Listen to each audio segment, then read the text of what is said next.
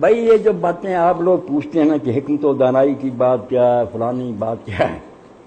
اصل میں معاملہ یہ ہے کہ کچھ تو حکمت ہے ہماری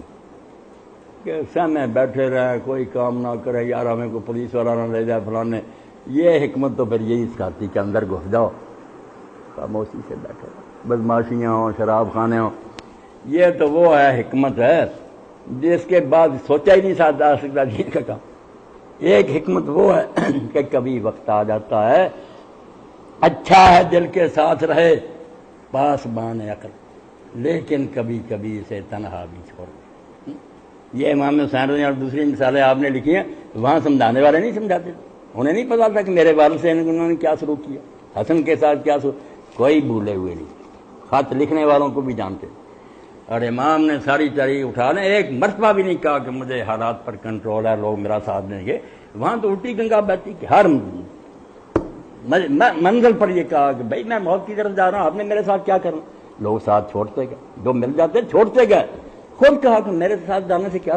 یعنی ایک تہیا کر لیا کہ اب نہ جنگ ہے نہ کچھ، جنگوں کا وقت ہے میرے باپ کا تھا، اس وقت تو بس ہو گیا، مجھے کہاں سے بالکل احتجاج جیسے ہے نا کہ تنہا جا کر مظلوم بن کر کھڑے ہو جانا، ظلم سہنا،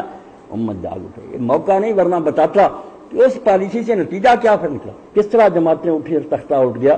ورنہ کچھ نہیں بننا، طاقت سے اگر لڑتے بھی کیا ہوتا، یا جیت جاتے یا باپ کی طرح یہ بھی ہار جاتے، ایسا جنگ کا طریقہ اختیار کیا کہ بجائے اب طاقت مہیا کرنے، اب ہم پڑھتے ہیں کہ حضرت سلمان نے کیا، حسین اگر جانا دینا عورتوں بچوں کا کیا کام، انہوں نے کہا ماں تم سمجھ ہی نہیں، کام ادھورا رہ جائے،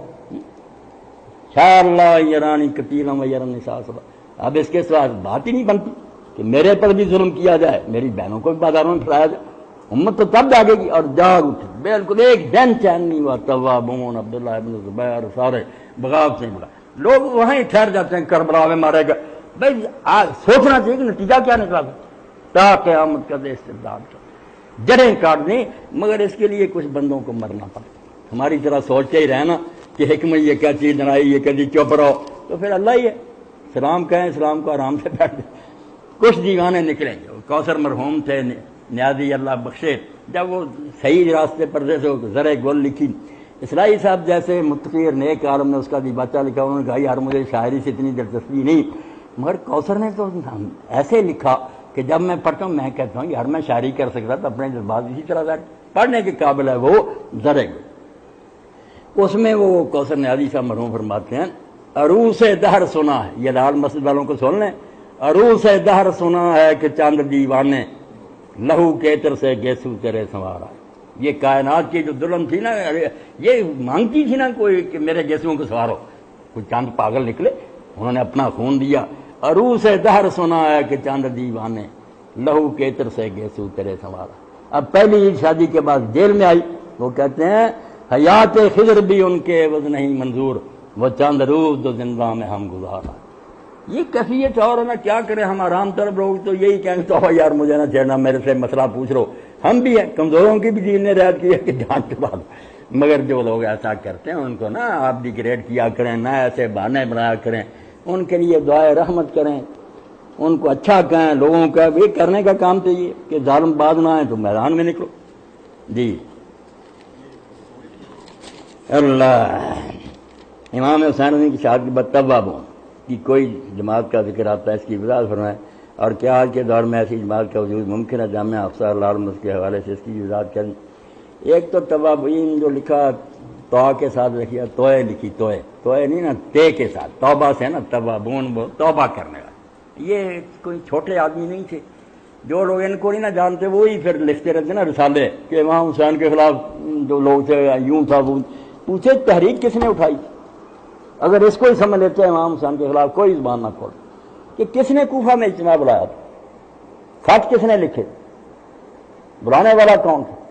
نکالو اس کا نام اور حدیث کی تمہیں پتہ چلے، اس سے بہتر کوئی صحابی اس دور میں دکھاؤ ہمیں، صحابی جلیلا نبیلا فاضلا، جس کی شہادت کے حالات جب ابن کثیر نے کہتا ہے کوئی مرتا اس طرح، من المؤمنین رجال صدقوا ما عاهدوا اللہ، اتنے بڑے جلیل و قدر صحابی نے دعوت دی کہ ایک طاغوت مرا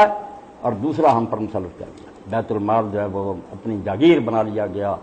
خلق خدا کو غلام بنا لیا گیا، حدود اللہ مطلب کرتی گئی، اور اس کے ساتھ 4 نیک بندے تھے جن سے سیاستہ کی حدیثیں بڑی ہیں، وہ 5 آدمیوں کا خط تھا کہ خدا کے لیے اٹھ کھڑا ہو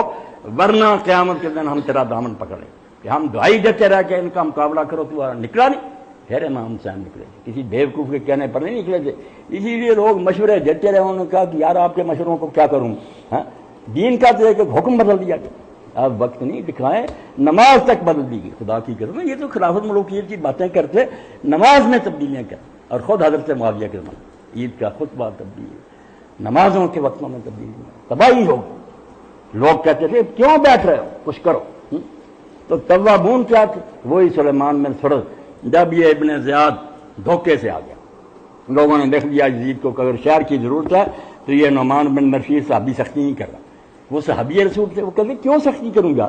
لوگوں کا جو مرضی خیال ہو تحریک برپا کرے، جب تک کوئی بغاوت مسلح نہیں ہوتی میں کیا سزا دوں، صحابی تھے۔ انہوں نے کہا یہ نہیں جو سختی کر رہا، ابن زیاد کو بھیج دیا حرامی کو، رات کے وقت لباس پہن کر حجازیوں والا منہ چھپا کر گورنر ہاؤس میں داخل ہو گیا، وہاں جاتے پردہ اتار کر کے اس نے کہا پہچان لیا مجھے،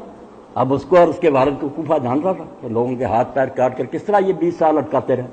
کہاں پہ کرفیو لگ گیا، اس نے کہا کوئی گھر سے باہر نہ اڑا دیا۔ یہ حضرت سلیمان بن سرد وغیرہ سب بے بس ہو گئے، کوئی کوفی وعدے سے نہیں پھرا، جھوٹ بولتے، تاریخ مسخ کر دی انہوں نے، مجھے خطبے دینے پڑے صحیح حدیثوں کی روشنی میں، اگر وہ چھپ گئے دنیا میں امام حسین زندہ ہو جائے گا۔ ایک تحریک کو برباد کر دیا تم نے، روتے ہو شخصیتوں کو۔ پھر جب یہ نہیں نکل سکے بیچارے ادھر وہ شہید ہو گئے، پھر حضرت سلیمان بن سرد نے اپنے گھر پر اجتماع بلایا اور کہا یار ہم نے دعوت دی مگر ابن زیاد نے شہر پر قابو پا لیا، ہمیں بے بس کر دیا گیا، ہم گھروں سے نکل نہ سکے، ہمارے 5 نواسہ رسول ہماری دعوت پر آ کر اس بے دردی سے مارا گیا، اب ہمارا کوفیوں کا منہ تو سیاہ ہو گیا، ہم اگر بدلہ نہیں لیں گے یہ جانے نہیں دیں کیا دکھائیں گے منہ کے رسول اللہ کو کیا مکے۔ وہ سارا گروہ جو تھا وہ پھرنا حلف اٹھا کر چلا کہ پہلے کربلا جائیں، امام حسین کی قبر پر ایک رات رہیں اور روئیں کہ ہم سے بڑی کوتاہی ہوئی، بے شک کتنی سختی تھی، مر جانا چاہیے تھا۔ پھر وہاں سے شام کو چل پڑے، ادھر عبید اللہ ابن زیاد لشکر لے کر آیا، کتنی خطرناک جنگ ہوئی خاضر کی، پھر یہ شمر وغیرہ مارے گئے، ہاں فتح ہوئی بڑی، توابون مارے کے بعد میں مختار نے خیر انہیں قتل، یہ شہید ہو گیا۔ حضرت سلیمان سے وصیت کرنی تھی میں مارا دوں تو مسیب جھنڈا اٹھا لے، ایسے بندے کے بڑے کثیر کہتا ہے۔ اس دن قرآن کی آیت سمجھ میں آئی کہ کچھ وہ بندے ہیں جو اپنا وعدہ رے بھاگ گئے، کچھ ابھی اس پر قائم ہے، انہوں نے اپنے عہد کو نہیں بدلا، بار بار شہید ہوتے رہے، کلمہ پڑھ پڑھ گرتے رہے، مارے گئے بیچارے۔ مختار کہتا تھا یہ انہوں دنوں میں قید میں تھا، اس نے کہا تم نیک لوگ ہو، نہ اٹھو، تم ان ظالموں سے نبٹ نہیں سکتے، تم نیک ہو، یہ ظالم میرا انتظار کرو، میں نے مگر یہ صبر نہیں کر رہے، انہوں نے کہا تیرے بھی کچھ مقاصد ہوں گے، ہم نے یار بات ختم کرنی ہے، یا جان دینی ہے یا بدلا دینا۔ شہید ہو گئے، چند واپس آئے، بعد میں مختار بھی رہا ہو گیا۔ اب وہ عبید اللہ حضرت عبداللہ بن عمر کا سالہ تھا، اس کی بہن سے لیا حضرت عبداللہ گھر میں، تقدیر اپنا کام لیتی، سر پر تلوار تھی، عبید اللہ نے جلاد کو کہہ دیا اڑا دے سر مختار کا، مگر این اس وقت چٹھی پہنچ گئی یزید، عبداللہ بن عمر نے سفارش لکھی